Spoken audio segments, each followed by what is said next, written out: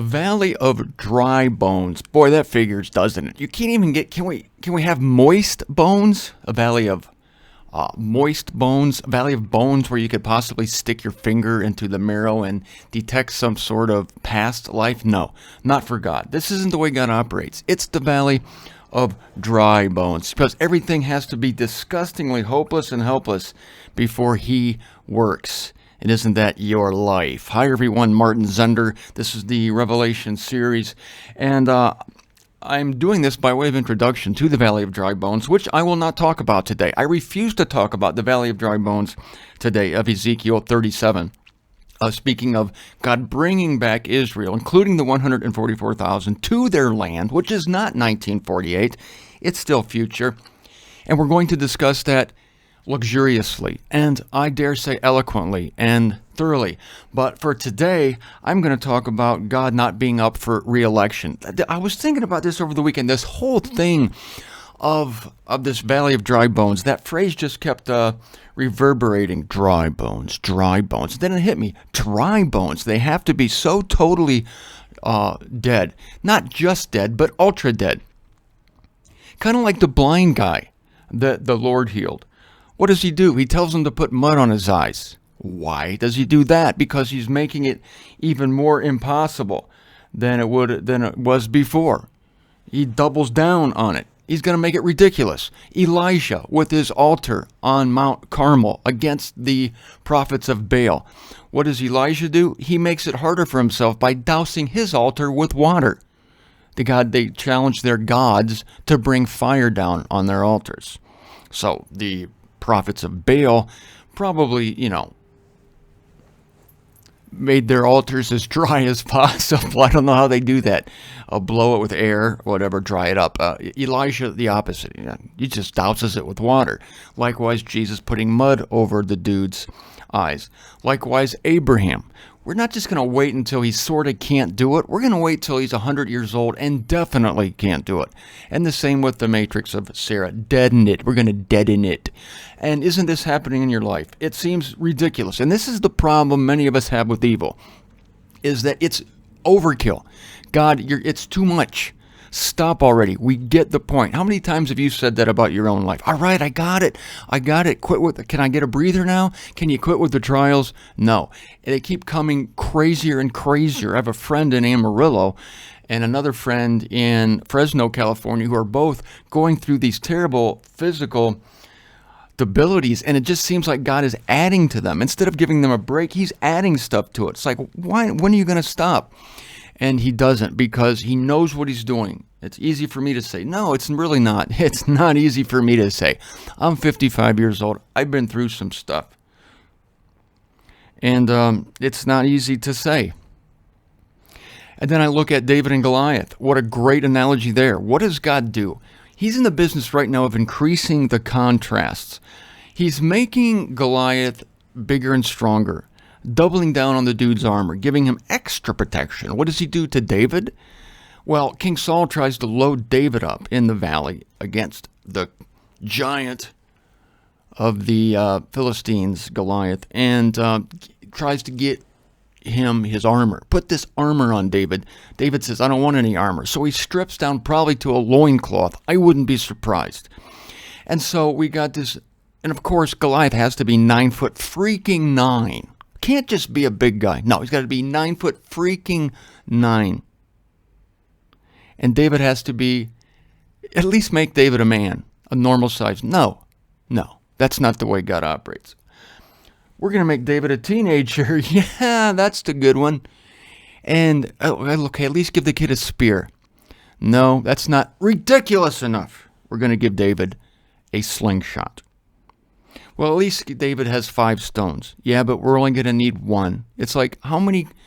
I could go on all day drawing these contrasts. And the contrast I always make with David and Goliath and myself is that the organized religion has millions and millions of dollars at their disposal, and God makes them bigger and stronger and more influential in the earth by the day. He gives them political alliances. He gives them money, jets, you name it. And what does he do? He strips us down. He strips me down. He gives me enough to operate by, but the analogy here is ridiculous. It's David and Goliath.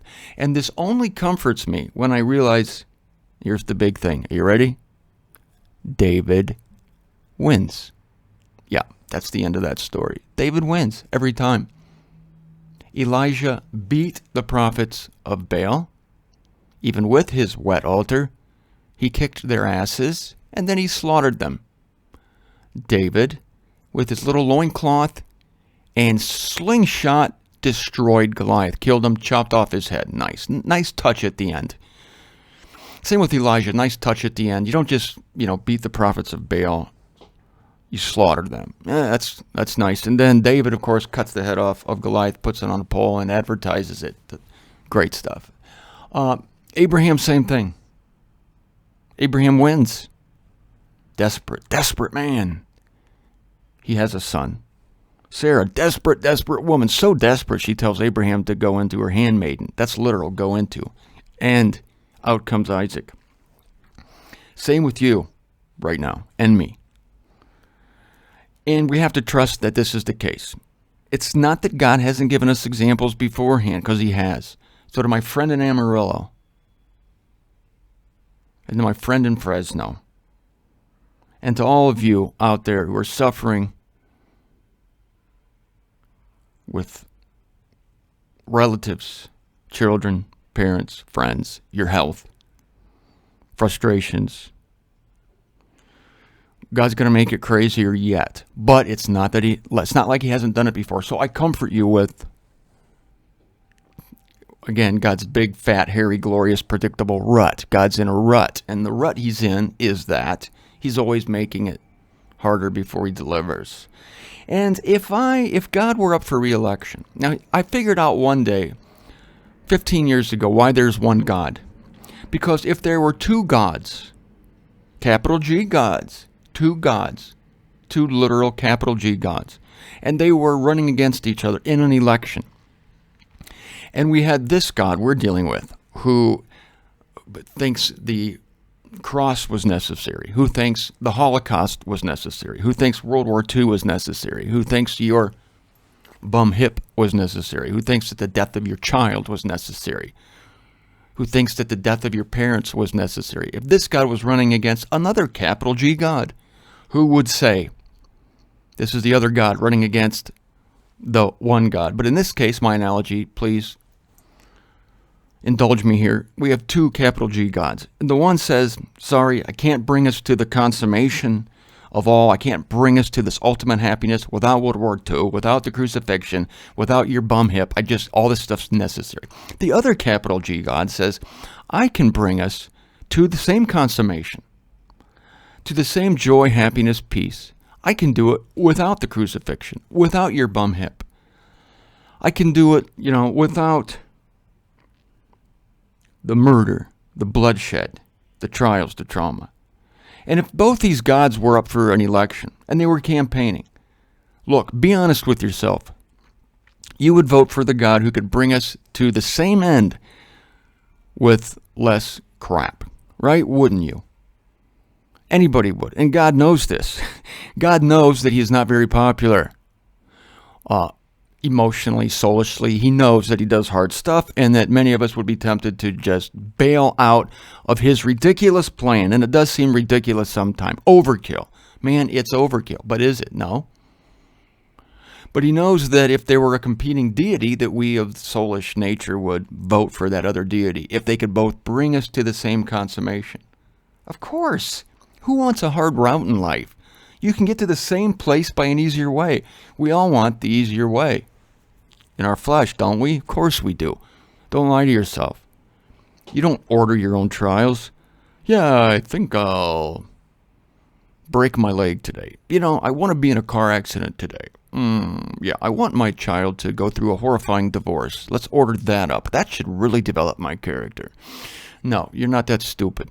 God imposes these things on you, and then we have to learn to trust and accept. And the reason there's only one God is that God knows that we would go fast and hard for the alternate candidate. Yeah, of the no trial party. That's what it would be. The NTP. the no trial party. And I'd be a proponent of that party. I'd be a badge-wearing, flag-waving member of that party. I would support that party. And I would vote for the God who could get us to the same end. But we have to deal with this one. That's why there's only one. And so you're forced. That's why God constantly says, I am the only God. I am one God. I am Yahweh. I do everything. Get it? I am Yahweh. There is no other. There's none other besides me. Destroy all your idols. All your false deities are false. I'm the only true potentate, the only absolute deity. So you have to deal with me. And it's so we like surrender to him. It's like, okay, well, since we don't have any other choice, I guess we'll go with you. And we'll have to learn all the crap we have to learn because we have no alternative. Because by God, if we had an alternative, we would go for it. You see in my point here, that's why there's one God. That's why there's one God. Because he knows we'd go for the other one, okay? So there's one God. So you have to deal with this one. So it's then easier, really, I think, not to wah-wah. But it's so difficult for people to accept the sovereignty of God that they create this dichotomy. They create an alternate God, and they call him Satan. He's the God who does everything bad. You've created exactly the situation that I facetiously put forward to you today. You've created an alternative deity because you can't handle the fact that God does everything. So in fact, there has been an election for you people who think that Satan is the God of evil and God is the God of good. You have actually voted in another deity. You've made Satan co-deity with God the Father. That's what you've done. And that's despicable to me. That's disgusting. I repudiate it. Or as Daffy Duck would say, I repudiate it. So it's not even an option for us of faith. And we must believe and must trust that there is one God. Satan is a sub-being. He serves the ultimate God. Doesn't know it. He's being used by the absolute deity, and he is used as a means for the absolute deity to work through an intermediary. But for those of us who have come into maturity, we no longer struggle. Well, okay, we do struggle with it, but we accept the fact that God does hard things, that he's bringing us to faith, to maturity, and he's bringing many sons to glory, and he does this through the same type of suffering that he brought his son through. Are we, his servants and slaves, any better than his firstborn son, Jesus Christ? No. Well, definitely not. So if we see Christ being perfected through sufferings, then we too are perfected through sufferings by the hand, the loving hand of the one and the only God.